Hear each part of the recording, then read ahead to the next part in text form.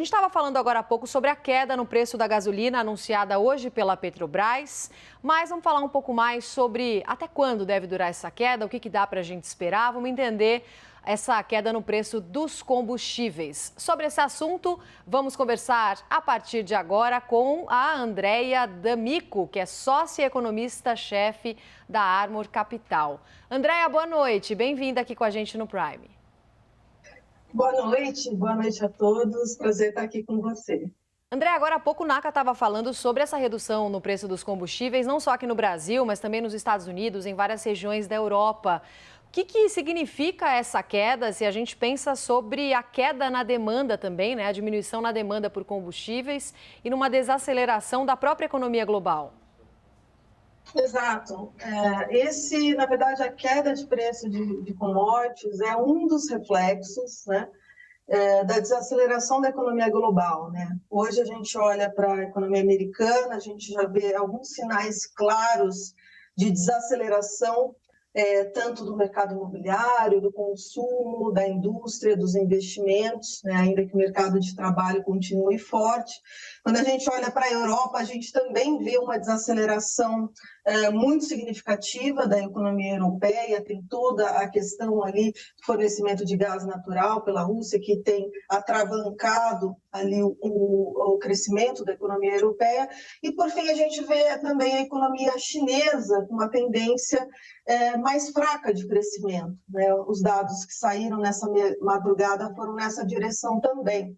Então, é um contexto de um crescimento global mais fraco, né? E esse crescimento global mais fraco acaba impactando os preços de commodities de uma forma geral, mas também ali no petróleo e na gasolina. Sim, mas nesse contexto, a queda no valor dos combustíveis aqui no Brasil, ela deve ficar estável nos próximos meses? Sim, inclusive, existe até um pequeno espaço para uma nova queda, né? Dado que a defasagem entre o preço externo e o preço doméstico, ela não foi completamente corrigida hoje com essa queda que foi feita. Então, existiria até um certo espaço para uma pequena nova queda aí nas próximas semanas, né? Mas, obviamente, né, tudo isso ao preço de hoje, né? Então, a gente precisaria contar com a manutenção, né, dos preços de gasolina e do própria variação cambial, do câmbio, da taxa de câmbio, no patamar atual. O que a gente pode pensar, né, para o futuro, né, é que, dado que a gente está vendo essa desaceleração da economia global, né, hoje, aos olhos de hoje, talvez seja sim mais provável, né, por mais que tenha uma guerra acontecendo, né, e essa guerra traz muita volatilidade para o cenário, traz uma possibilidade de uma perturbação muito grande para o cenário de combustíveis, mas apesar disso, né, esse crescimento global mais fraco sim impõe um viés de baixa, digamos, para o preço de combustíveis lá fora e aqui dentro. Sim.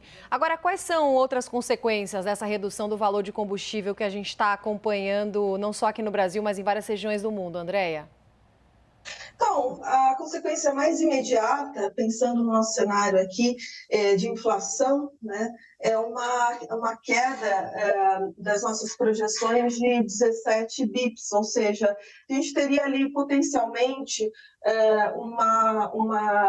um impacto, né, de 0,17 pontos percentuais na inflação de agosto e setembro, com uma parcela maior na inflação de setembro, tá? Mas isso implica que, basicamente, o nosso cenário, que hoje é 7% de inflação para esse ano, ele cederia para 6,8%, né? Então, arredondando aí